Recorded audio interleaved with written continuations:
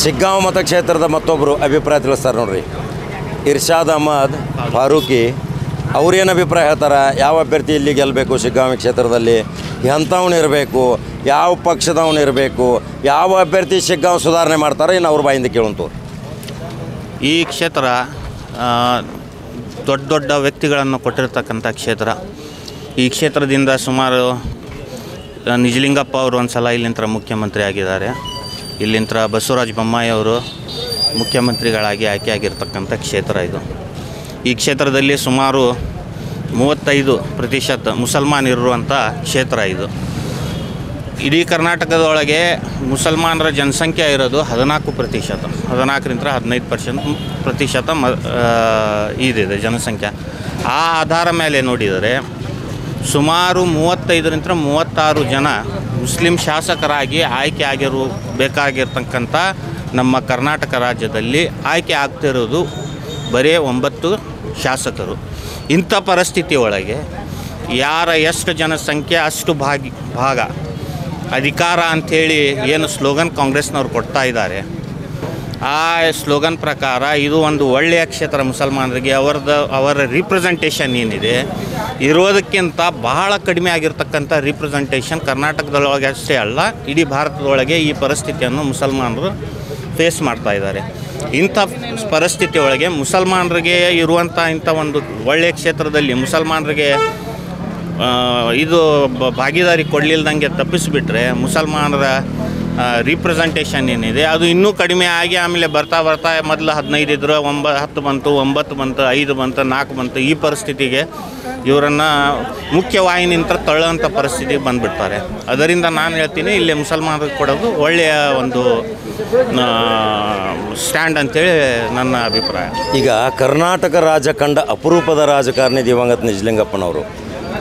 ಅವರು ಕರ್ನಾಟಕ ರಾಜ್ಯಕ್ಕೆ ಏನು ಕೊಡುಗೆ ಕೊಟ್ಟಾರ ಅನ್ನೋದು ಇನ್ನು ಹಳೆ ಕಾಲದ ಜನರಿಗೆ ಇನ್ನೂ ಗೊತ್ತು. ಅವರು ಜೀವಂತದಾರ ಇನ್ನೂ ಜನ. ಅವರು ಅಧಿವೇಶನ ಮಾಡುವಾಗ ತಮ್ಮ ಮನೆಯಿಂದ ಬುತ್ತಿ ಗಂಟು ಕಟ್ಕೊಂಡು ಹೋಗ್ತಿದ್ರು. ಕೇಳ್ರಿ ವೀಕ್ಷಕರೇ, ಇದನ್ನು ಭಾಳ ಕೂಲಂಕುಷವಾಗಿ ಕೇಳ್ರಿ, ಹಳೆ ಇತಿಹಾಸಗಳನ್ನ ಕೇಳಬೇಕು. ಅಂಥ ರಾಜಕಾರಣಿಗಳ ಪುಣ್ಯ ಕ್ಷೇತ್ರ ಇದು. ಇಲ್ಲಿಂದ ಆಯ್ಕೆ ಹೊಂದಿದಂಥ ಈ ಕ್ಷೇತ್ರದಲ್ಲಿ ಪುಣ್ಯವಂತನ ಆರಿಸಿ ಬರ್ಬೇಕಲ್ರಿ. ಜನರ ಅಭಿಪ್ರಾಯ, ಜನ ಸುಧಾರಣೆ, ಮೂಲಭೂತ ಸೌಲಭ್ಯ, ಅವರ ಕಷ್ಟ ಕಾರ್ಪಣ್ಯಗಳಿಗೆ ಸ್ಪಂದಿಸುವ ಅಭ್ಯರ್ಥಿನೇ ಇಲ್ಲಿ ಆಯ್ಕೆ ಆಗಬೇಕು. ಅದಕ್ಕಾಗಿ ಇಲ್ಲಿ ಫಾರೂಕಿ ಅವರು ಒಂದು ಒಳ್ಳೆಯ ವಿಚಾರವನ್ನು ವ್ಯಕ್ತಪಡಿಸಿದರು. ಆದರೆ ನಾನೊಂದು ಪ್ರಶ್ನೆ ಕೇಳ್ತೀನಿ. ಈಗಾಗಲೇ ಮುಸಲ್ಮಾನರಿಗೆ 4 ಸಾರಿ ಇಲ್ಲಿ ಟಿಕೆಟ್ ಕೊಟ್ಟಿದ್ದೀವಿ. 4 ಸಾರಿ ಕೊಟ್ಟರು ಸಹಿತ ಆ ಅಭ್ಯರ್ಥಿ ಮುಸಲ್ಮಾನ ಅಭ್ಯರ್ಥಿ ಸೋತಿದ್ದಾನೆ ಅಂತ ಜನ ಮತ್ತು ಹೈಕಮಾಂಡ್ ವಿಚಾರ ಮಾಡಾಕತ್ತೈತಿ. ಅವ್ರಿಗೇನು ಕೌಂಟ್ರ್ ಕೊಡ್ತೀರಾ? ಆಮೇಲೆ ಒಂದು ಮಾತನ್ನು ಹೇಳ್ತೀನಿ ನಾನು. ಸಂವಿಧಾನ ಇಫೆಕ್ಟ್ನಲ್ಲಿ ಬಂದು 1950ರೊಳಗೆ ಇಫೆಕ್ಟ್ ಬಂತು. ಆದರೆ ಸಂವಿಧಾನದ ಆಶಯಗಳು, ಸಂವಿಧಾನ ಬುಕ್ನಲ್ಲಿ ಇರೋದು ಬೇರೆ, ಅದರ ಆಶಯಗಳು ಈಡೇರಿಸೋದು ಅದು ಜನರ ಕೈಯಲ್ಲಿದೆ. ಭಾಳಷ್ಟು ಸಲ ನಾವು ನೋಡ್ತಾ ಇರ್ತೀವಿ. ಒಂದು ಮಾತನ್ನು ಹೇಳಿದರು ಡಾಕ್ಟರ್ BR ಅಂಬೇಡ್ಕರ್ ಅವರು. ಏನು ಹೇಳಿದ್ರು ಅವರು ಒಂದು ಸ್ಪೀಚ್ನಲ್ಲಿ, ಕಾನ್ಸ್ಟಿಟ್ಯೂಷನ್, ನಮ್ಮ ಭಾರತದ ಸಂವಿಧಾನ ಇಡೀ ಜಗತ್ತನ್ನು ಸ್ಟಡಿ ಮಾಡಿರ್ತಕ್ಕಂಥ ಒಂದು ಸಂವಿಧಾನ. ಅದಕ್ಕೆ ಸರ್ವಶ್ರೇಷ್ಠ ಸಂವಿಧಾನ ಅಂತ ಹೇಳ್ತಾರೆ ನಮ್ಮ ಭಾರತದ್ದು. ಆದರೆ ಅವರು ಒಂದು ಮಾತು ಹೇಳಿದರು. ಆ ಮಾತನ್ನು ಯಾವಾಗಲೂ ಜನ ನೆನಪಿನಲ್ಲಿಡಬೇಕು. ಆಶಯ ಏನು, ಸಂವಿಧಾನದ ಆಶಯ ಏನು, ಅದರಲ್ಲಿ ಏನು ಹೇಳಿದರು ಅವರು, however the good constitution may be, if those who are implementing it are not good, it is going to prove bad. However, the bad constitution may be, if those who are implementing it are good, it is going to prove good for the people ಅಂತೇಳಿ. ಅರ್ಥ, ಸಂವಿಧಾನ ಎಷ್ಟೇ ಶ್ರೇಷ್ಠ ಆಗಿರಲಿ, ಎಷ್ಟೇ ಒಳ್ಳೆಯದಾಗಿರಲಿ, ಅದನ್ನು ಕಾರ್ಯಗತಗೊಳಿಸೋರು ಒಳ್ಳೆಯವರು ಇರಲಿಲ್ಲ ಅಂಥೇಳಿದರೆ ಆ ಸಂವಿಧಾನ ಜನರಿಗೆ ಕೆಟ್ಟದ್ದನ್ನು ಮಾಡುತ್ತೆ. ಎಷ್ಟೇ ಕೆಟ್ಟದಾದ ಸಂವಿಧಾನ ಇದ್ದರೂ ಅದನ್ನು ಕಾರ್ಯಗತ ಮಾಡೋರು ಒಳ್ಳೆಯ ಜನ ಇದ್ದರೆ ಅದು ಒಳ್ಳೆಯದನ್ನೇ ಜನರಿಗೆ ಒಳ್ಳೆಯದೇ ಸಾಬೀತಾಗತ್ತೆ ಅಂತ. ಕಾರ್ಯಾಂಗದವರೇ ಮಾಡಬೇಕಲ್ಲ. ಶಾಸಕಾಂಗ, ಕಾರ್ಯಾಂಗ, ನ್ಯಾಯಾಂಗ 3 ಇದಿದೆ. ಆದರೆ ಶಾಸಕಾಂಗ, ಕಾರ್ಯಾಂಗಕ್ಕೆ ಮತ್ತು ನ್ಯಾಯಾಂಗಕ್ಕೆ ಹೋಗುವ ಜನರೇ ನಮ್ಮ ಸೊಸೈಟಿದಿಂದ. ನಮ್ಮ ಸೊಸೈಟಿ ಒಳ್ಳೆಯದಾಯ್ತು ಅಂತ ಹೇಳಿದರೆ ಆ ಕಾರ್ಯಾಂಗನೂ ಉಳಿಯುತ್ತೆ, ನ್ಯಾಯಾಂಗನೂ ಉಳಿಯುತ್ತೆ, ಶಾಸಕಾಂಗನೂ ಉಳಿಯುತ್ತೆ. ಈ ವಿಷವನ್ನು ಏನು ಈಗ ಬಿತ್ತಿ ಒಂದು ದೊಡ್ಡದಾದಂಥ ಒಂದು ಗೋಡೆಯನ್ನು ಕಟ್ಟಿದಾರಲ್ಲ, ಅದನ್ನು ಬೀಳಿಸುವಂಥ ಕಾರ್ಯವನ್ನು ನಾವೇ ಮಾಡಬೇಕು. ಬೇರೆದವ್ರಿಗೆ ಮಾಡೋಕ್ಕಾಗಲ್ಲ. ನ್ಯಾಯಾಂಗನೂ ಇನ್ಆಪ್ರೇಟಿವ್ ಆಗುತ್ತೆ, ಶಾಸಕಾಂಗನೂ ಇನ್ಆಪ್ರೇಟಿವ್ ಆಗುತ್ತೆ, ನಿಮ್ಮ ಏನು ನ್ಯಾಯಾಂಗ ಕಾರ್ಯಾಂಗ ಇದು ಶಾಸಕಾಂಗನೂ ಇನ್ಆಪ್ರೇಟಿವ್ ಆಗುತ್ತೆ. ಯಾಕೆ ಇನ್ಆಪ್ರೇಟಿವ್ ಆಗುತ್ತೆ? ಯಾಕಂದರೆ ಅದಕ್ಕೆ ಶಕ್ತಿ ತುಂಬುವಂಥದ್ದು ಪ್ರಜಾಪ್ರಭುತ್ವದೊಳಗೆ ಜನರು ಎಲ್ಲಿ ಯಾವಾಗ ಒಳ್ಳೆಯ ಹಾದಿಯೊಳಗೆ ಹೋಗಲ್ಲ ಅವಳಿಗೆ ಅದು ಕೊಲ್ಯಾಪ್ಸ್ ಆಗೋದು ಸ್ಟಾರ್ಟ್ ಆಗುತ್ತೆ. ಇದರೊಳಗೆ ನಾವು ಭಾಳಷ್ಟು ಜನ ಒಳ್ಳೆಯವರು ಇದ್ದಾರೆ, ಇದು ಹೇಳಂಗಿಲ್ಲ ನಾನು ಕೆಟ್ಟವರು ಎಲ್ಲರೂ ಇದೆ ಅಂತ. ಸಮಾಜ ಯಾವಾಗ ಕೆಟ್ಟದಾರಕ್ಕೆ ಹೋಗುತ್ತೆ, ಒಳ್ಳೆಯವರು ಅದನ್ನು ನೋಡಿ ಸುಮ್ಮನೆ ಸ್ಟಾರ್ಟ್ ಮಾಡಿದರೆ ಅದರ ವ್ಯಾಲ್ಯೂಸ್ ಕಡಿಮೆ ಹಾಕುವಂಥ ಬೀಳ್ಕೊತ ಹೋಗುತ್ತೆ. ಅದನ್ನು ತಡೆಗಟ್ಟುವಂಥ ಜವಾಬ್ದಾರಿ ಸಮಾಜದ ಮೇಲಿದೆ. ಸಿದ್ಧಾಂತದ ಪ್ರಶ್ನೆಗಳನ್ನ ಭಾಳ ಒಳ್ಳೆ ಮಾರ್ಮಿಕವಾಗಿ ಚೆನ್ನಾಗಿ ತಿಳಿಸಿದ್ರಿ. ಸಿದ್ಧಾಂತದ ಒಪ್ಕೋತೀನಿ ನಾನು, ಯಾಕಂದರೆ ಡಾಕ್ಟರ್ ಬಾಬಾ ಸಾಹೇಬ್ ಅಂಬೇಡ್ಕರ್ರು ಯಾವ ಸಿದ್ಧಾಂತದ ತಳಹದಿ ಮೇಲೆ ಈ ಭಾರತಕ್ಕೆ ಒಂದು ರಕ್ಷಣೆ ಕೊಟ್ಟರು, ಒಂದು ಶಕ್ತಿ ಕೊಟ್ಟರು. ಇವತ್ತು ನಾವಿಲ್ಲಿ ನಿಂತಿದ್ದು ಅವರ ಸಂವಿಧಾನದ ಆಧಾರದ ಮೇಲೆ. ವಾಕ್ ಸ್ವಾತಂತ್ರ್ಯವನ್ನು ಕೊಟ್ಟರು, ನಾವು ಮಾತಾಡೋದನ್ನು ಶಕ್ತಿಯನ್ನು ಕೊಟ್ಟರು. ಇಂಥ ಒಂದು ಶಕ್ತಿಯನ್ನು ಕೊಟ್ಟಂಥ ಮಹಾಪುರುಷರಿಗೆ ನಾವು ಯಾವಾಗಲೂ ನಮನ ಸಲ್ಲಿಸಿದ್ರು ಕಡಿಮೆ. ಈಗ ನಾನು ಮೂಲ ಪ್ರಶ್ನೆಗೆ ಬರ್ತೀನಿ. ಇದೇ ಶಿಗ್ಗಾಂವದಲ್ಲಿ ಈಗ ಹೊರಗಿನ ಅಭ್ಯರ್ಥಿಗೆ ಆಸ್ಪದ ಇಲ್ಲ ಅಂತ ಹೇಳ್ತಾರೆ. ಬಸವರಾಜ ಬೊಮ್ಮಾಯಿ ಅವರು ಹೊರಗಿನವರೇ ಇದ್ರಲ್ಲ, ಅವ್ರಿಗೆ ಆರಿಸಿ ಕಳಿಸಿದ್ರಿ, ಲೋಕಸಭಾನೂ ಕಳಿಸಿದ್ರಿ, ವಿಧಾನಸಭಾನೂ ಕಳಿಸಿದ್ರಿ, ಮುಖ್ಯಮಂತ್ರಿನೂ ಮಾಡಿದ್ರಿ. ನಿಜಲಿಂಗಪ್ಪನವರ ಮುಖ್ಯಮಂತ್ರಿ ಆದ ನಂತರ ಇಲ್ಲಿ ಎರಡನೇ ಮುಖ್ಯಮಂತ್ರಿ ಆದಂಥ ಬಸವರಾಜ ಬೊಮ್ಮಾಯಿ ಅವರು ಹಾವೇರಿ ಜಿಲ್ಲಾದಲ್ಲಿ ನನ್ನ ಅನಿಸಿದ ಮಟ್ಟಿಗೆ ಹುಬ್ಬಳ್ಳಿಗೆ ಜಗದೀಶ್ ಶೆಟ್ಟರ್ ಆಗಿದ್ದರು. ಆಮೇಲೆ ವೀರೇಂದ್ರ ಪಾಟೀಲ್ ಅವರು ಆ ಕಡೆ ಉತ್ತರ ಕರ್ನಾಟಕ, ಕಲ್ಯಾಣ ಕರ್ನಾಟಕಕ್ಕೆ ಹೋದರು ಧರ್ಮಸಿಂಗ್ ಅವರು.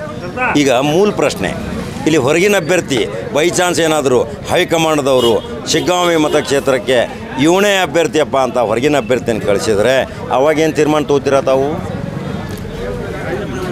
ಜನರ ತೀರ್ಮಾನ ಈ ಸರಿ ನನಗನ್ಸತ್ತೆ ಲೋಕಲ್ ಮನುಷ್ಯನಿಗೆ ಈ ಸರಿ ಹೆಚ್ಚಿಗೆ ಒಲವು ಇದೆ. ಯಾಕಂತ ಹೇಳಿದರೆ ಪ್ರತಿ ಸಲ ಬರ್ತಾ ಏನಾಗ್ತಾ ಇದೆ, ಈ ಒಂದು ಕ್ಷೇತ್ರ ಹೊರಗಿನವರ ಕ್ಷೇತ್ರ ಆದಂಥ ಪರಿಸ್ಥಿತಿ ನಿರ್ಮಾಣ ಆಗಿದೆ.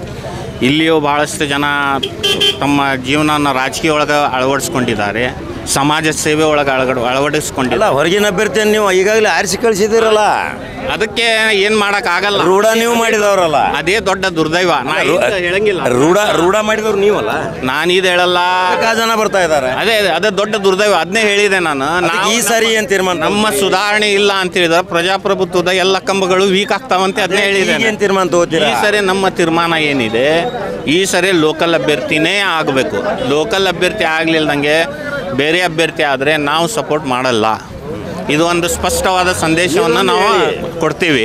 ಆಮೇಲೆ ಇಲ್ಲೇ ಈಗಿನ ಪರಿಸ್ಥಿತಿ ಒಳಗೆ ನನಗೆ ಅನಿಸುತ್ತೆ ಕಾಂಗ್ರೆಸ್ದಿಂದ ಅಜೀಂ ಪೀರ್ ಖಾದ್ರಿ ಅವರೇನಿದ್ದಾರೆ ಅವರು ಒಳ್ಳೆಯ ಸೂಕ್ತ ಅಭ್ಯರ್ಥಿ. ಯಾಕೆ ಅಭ್ಯರ್ಥಿ ಅವರು ಸೂಕ್ತ ಅಂತ ಹೇಳಿದರೆ, ಅವರಿಗೆ ಹಣ ಬಲ ತೋಳ್ಬಲ ಇಲ್ಲದಂಥ ಒಬ್ಬ ಸಾಮಾನ್ಯ ಕಾರ್ಯಕರ್ತರವರು. ಒಂದು ಸಲ MLA ಆದರು, ಆಮೇಲೆ ಅವರು ಸ್ಪರ್ಧೆ ಮಾಡಿದ್ದು ಒಂದು ಘಟಾನುಘಟಿ ನಾಯಕರವರು. ಇವರು ಬೊಮ್ಮಾಯಿ ಅವರ ತಂದೆಯವರು ಇದಿದ್ದರು, ಮುಖ್ಯಮಂತ್ರಿ ಇದ್ದರು. ಅಂಥವ್ರ ಜೊತೆಯಲ್ಲಿ ಅವ್ರು ಯಾವಾಗ ಫೈಟ್ ಮಾಡಿದ್ದಾರೆ, ಅವರ ಗೆಲುವಿನ ಅಂತರ ಪ್ರತಿ ಸಲ ಕಡಿಮೆನೇ ಹಾಕ್ಕೊಂತ ಹೋಗಿದೆ. ಭಾಳ ನಿಯರ್ ಬರ್ತಾ ಇದ್ದಾರೆ, ಫೈಟ್ ಕೊಟ್ಟಿದ್ದಾರೆ. ಆಮೇಲೆ ಪರ್ಸೆಂಟೇಜ್ ಆಫ್ ವೋಟ್ ನೀವು ನೋಡಿದರೆ ಪ್ರತಿ ಸಲ ಇನ್ಕ್ರೀಸ್ ಆಗಿದೆ ಅವ್ರದ್ದು. ಇದರ ಅರ್ಥ ಏನಿದೆ, ಅವರಿಗೆ ಸೂಕ್ತವಾದಂಥ ಒಬ್ಬ ಅಭ್ಯರ್ಥಿ ಯಾರಾದರೂ ಇದ್ದರೆ ಅವ್ರಿಗೆ ಬಿಟ್ಟರೆ ಯಾರಿಲ್ಲ. ಹೋದ ಚುನಾವಣೆಯೊಳಗೆ ಒಳ್ಳೆಯ ಇದಾಯಿತು, ಫೈಟ್ ಆಯಿತು. ಯಾರು ಯಾಸಿರ್ ಖಾನ್ ಪಠಾಣ್ ಅವ್ರಿಗೆ ಕೊಟ್ಟಿದ್ರು, ಆದರೆ ಅದರೊಳಗೆ ಒಂದು ಲೀಡ್ ಭಾಳ ಆಗಿಬಿಡ್ತು.